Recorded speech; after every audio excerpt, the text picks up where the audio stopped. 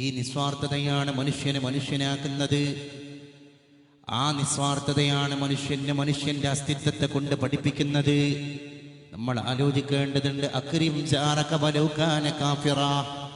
നിന്റെ അയൽവാസി അന്യമതസ്ഥനാണെങ്കിൽ അവനെ ഒന്നുകൂടി ബഹുമാനിക്കണം, അവനെ ഒന്നുകൂടി ഗൗരിക്കണം.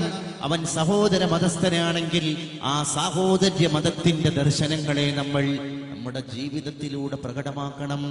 ആയിഷ ബീവിയുടെ വീട്ടിൽ എന്തെങ്കിലും വിഭവസമൃദ്ധമായ സ്പെഷ്യൽ ഭക്ഷണ പദാർത്ഥങ്ങൾ പാകം ചെയ്യപ്പെട്ട് കഴിഞ്ഞാൽ അള്ളാഹുവിന്റെ റസൂലിന്റെ മുമ്പിലേക്ക് ആ ഭക്ഷണം കൊണ്ടുവരപ്പെടുന്നതിന്റെ മുൻപേ ലോകത്തിരുമേനി തന്റെ പ്രിയതമയായ ഭാര്യയോട് പറയും, ആയിഷ, നമ്മുടെ അടുക്കളയുടെ മുൻഭാഗത്തുള്ളതൊരു ജൂതന്റെ കുടുംബമാണ്.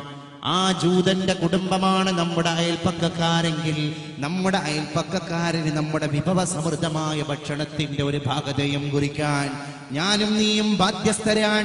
അതുകൊണ്ട് അവനെ കൊണ്ടുപോയി കൊടുക്ക് എന്നതിന്റെ ശേഷം മതി നമുക്ക് അന്നം രുചിക്കാൻ എന്ന് ലോകപരിഷ്കർത്താവ് മുഹമ്മദ് മുസ്തഫ സ്വല്ലല്ലാഹു അലൈഹി വസല്ലം മദീനയുടെ മണലാരണ്യത്തിലൂടെ സഹാബത്തിന് ക്ലാസ് എടുത്തുകൊണ്ടിരിക്കുമ്പോഴാണ് മണലാരണ്യത്തിലൂടെ അന്യമതസ്ഥനായ ജൂതന്റെ ഭൗതിക ശരീരം വിലാപയാത്രയായി ശവമഞ്ചത്തിൽ കൊണ്ടുപോവുകയാണ്.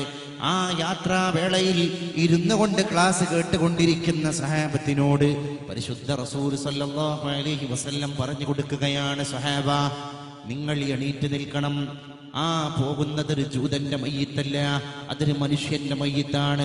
സ്വഹാബ ചോദിക്കാൻ ആഗ്രഹിച്ചു പോയി, അതൊരു ജൂതന്റെ ഭൗതിക ശരീരമല്ലയോ റസൂലേ, എന്തിനാണ് നമ്മൾ എണീറ്റ് നിൽക്കുന്നത് എന്ന് ചോദിച്ചപ്പോ അവരെ തിരുത്താൻ മുന്നോട്ട് വന്ന പരിശുദ്ധ മുഹമ്മദ് മുസ്തഫ സ്വല്ലല്ലാഹു അലൈഹി വസല്ലം അല്ലാഹുവിന്റെ റസൂൽ സ്വഹാബത്തിനോട് പറയുകയാണ്, ആ വിലാപയാത്രയായി കൊണ്ടുപോകപ്പെടുന്ന ശവമഞ്ചത്തിൽ കിടക്കുന്നത് ഒരു ജൂതനാണ് എന്നഭിപ്രായപ്പെടാൻ നിങ്ങളിൽ വർഗീയതയുടെ, വംശീയതയുടെ, മതത്തിന്റെ പരസ്പരാതിർത്തികളെ നിങ്ങൾ രണ്ടിനെയും രണ്ടായി തരം തിരിച്ചത് കൊണ്ടാണ് നിങ്ങൾക്ക് അങ്ങനെ കാണാൻ കഴിഞ്ഞത്. ഞാൻ ആ ശവമഞ്ചത്തിൽ ദർശിക്കുന്നത് ഒരു മനുഷ്യന്റെ ഭൗതിക ശരീരമാണ്. ജൂതൻ എന്ന് പറയുന്ന പദപ്രയോഗത്തിൽ നിന്ന് മനുഷ്യൻ എന്ന് പറയുന്ന ഉദാത്തവൽക്കരണത്തിന്റെ സിദ്ധാന്തത്തിന്റെ സോപാനത്തിലേക്ക് ഉത്താനം പകർന്നിട്ട് സ്വഹാബത്തിന്റെ മനസ്സിനെ കൊണ്ടുപോകാൻ മാനുഷികത്തിന്റെ മഹാചാര്യനെ പോലെ, മാനവികതയുടെ വിപ്ലവകാരനെ പോലെ, സഹിഷ്ണുതയുടെ ചമൽക്കാരദായകമായിരിക്കുന്ന ദർശനങ്ങളുടെ ഉപജ്ഞാതാവിനെ പോലെ, വമാ അർസൽനാക ഇല്ലാ റഹ്മത്തൽ ലിൽ ആലമീൻ പരിശുദ്ധ മുഹമ്മദ് മുസ്തഫ സല്ലല്ലാഹു അലൈഹി വസല്ലം